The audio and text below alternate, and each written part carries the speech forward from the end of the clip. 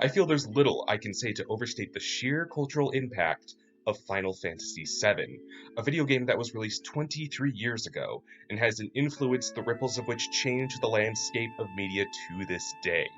Cloud is the uber example of a conflicted JRPG hero. Sephiroth is who I think of when I think of lofty video game villains, and in no small part, the leading lady to beat in the eyes of gamers everywhere is the incomparable Tifa Lockhart.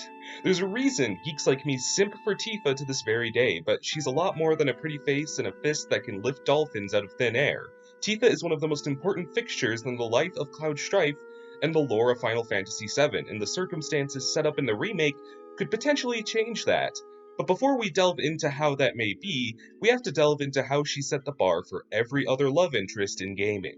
And she did this by having a status as a love interest that's dubious, to say the least. What makes Cloud such a suitable protagonist for a JRPG in the original Final Fantasy VII is that he is indeed his own character, but his identity crisis stemming from his Sephiroth-related trauma allows for wiggle room that the character can influence, possibly most prominently by how the player chooses which characters within the party Cloud is partial to. This is illustrated by the gang's excursions at the Golden Saucer, where Cloud will wind up on a date with either Tifa, Aerith, Barrett, or Yuffie, depending on how he spent his time prior to this point.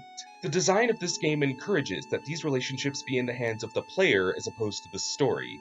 People who worked on the game have mentioned that scenes that explicitly exhibit Cloud and Tifa intimately involved were cut from the final game for being too extreme in the words of said sources, but I like to think these removals bolster the ambiguity of Cloud's feelings for his teammates and leave room for the player to connect those dots in the shape they precisely wanted to.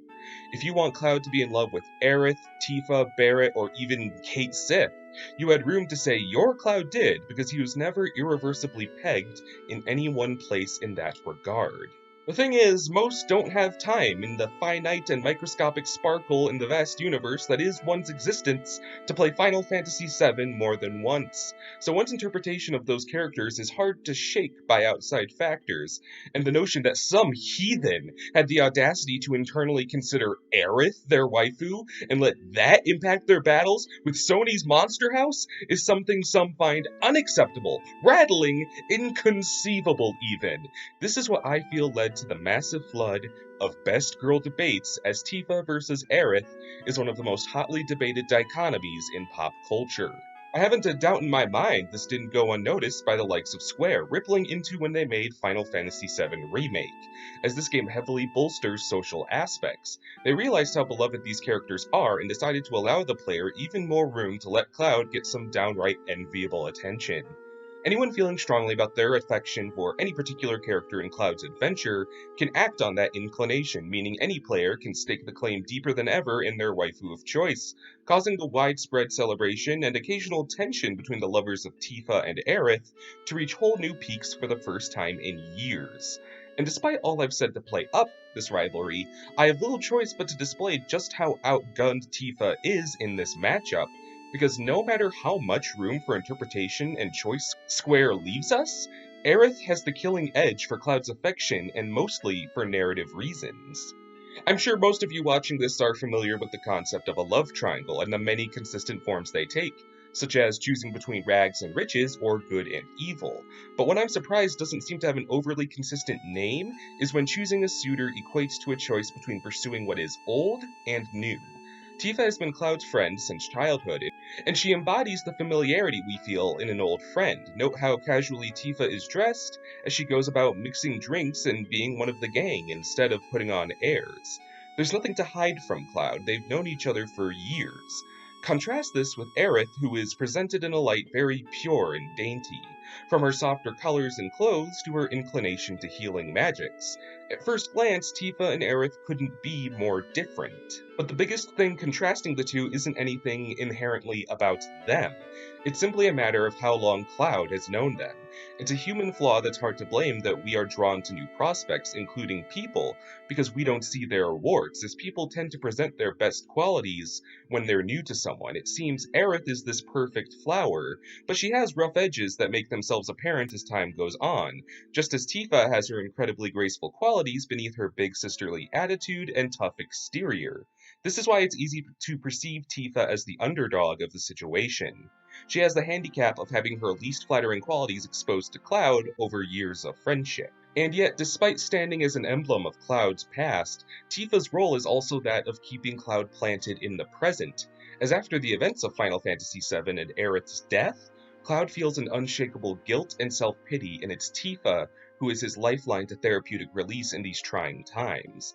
When Cloud's head is stuck in the past, Tifa tethers him to live in the moment and be the hero everyone needs. Tifa is fighting two uphill battles in her pursuit to be a good friend to Cloud, against the urge to pursue what's new and unfamiliar, and against the inclination to wallow in the mistakes of the past. One may also think that death would be a major disadvantage in a battle of affections, but lo and behold, this also works in Aerith's benefit, as her murder at Sephiroth's hands is a world-shattering moment for our heroes and sticks with Cloud long after the fact. As absence makes the heart grow fonder, it's easier to romanticize Aerith after she's gone, and even more so to take Tifa for granted when it seems like she can't be taken away. Aerith is who Cloud is thinking of long into the events of Advent Children, while Tifa can only offer her support to varying degrees of success. All of these elements stack into the collective circumstance that kneecap Tifa's chances of winning Cloud over. And what's rather admirable about this is the fact that you would never guess this by Tifa's reaction to the matter. Despite what fandom interpretation may lead you to think, Tifa lords not even an ounce of ill will to Cloud or Aerith. When Aerith dies, Tifa grieves very earnestly, and when Cloud is clearly too emotionally compromised to give anything in return, Tifa is still his biggest system of support. Tifa asked Cloud to protect her all of those years ago, but it's abundantly clear that it's Cloud who needs Tifa. Tifa is caring and compassionate, but above all, she's extremely vulnerable.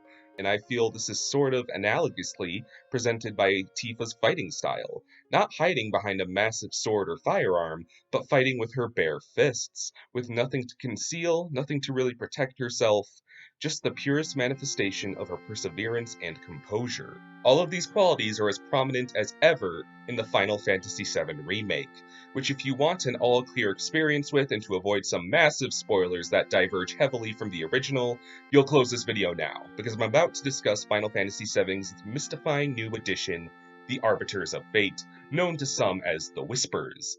The Whispers take it upon themselves to make sure the events of this Final Fantasy VII go the same as that Final Fantasy VII, and despite some close calls, they by and large achieve this, until the end of the game, where we learn in this new diverging timeline Zack Fair is very much alive, implicitly thanks in no small part to Cloud's intent to defy fate, if not playing into it being directly adjacent to his newfound awareness that he can do so.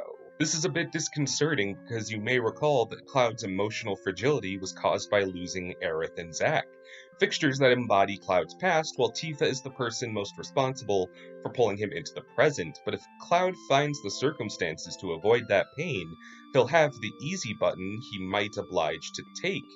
He can stop Zack and Aerith from dying, stop his pain, and make the mistake of taking Tifa for granted, and in turn, at that colossal turning point in the story, I can't imagine a game with so much emphasis on changing destiny will leave it unchanged, or with simply nobody dying. I think while losing Aerith and Zack taught Cloud to act with courage in the present, he may next need to learn that pain can't just be dodged and rewritten by losing Tifa in Aerith's stead. Zack was Cloud's inspiration and Aerith an emblem of kindness, but Tifa is who keeps him moving.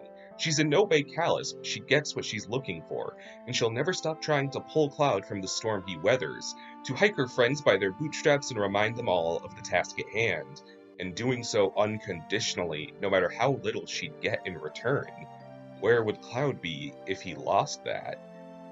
I don't want to say that these are definitive tea leaves, because Lord knows the events of Final Fantasy VII Remake so far have been far out of left field, so I think feeling out what could happen next in that context is something of a fool's errand.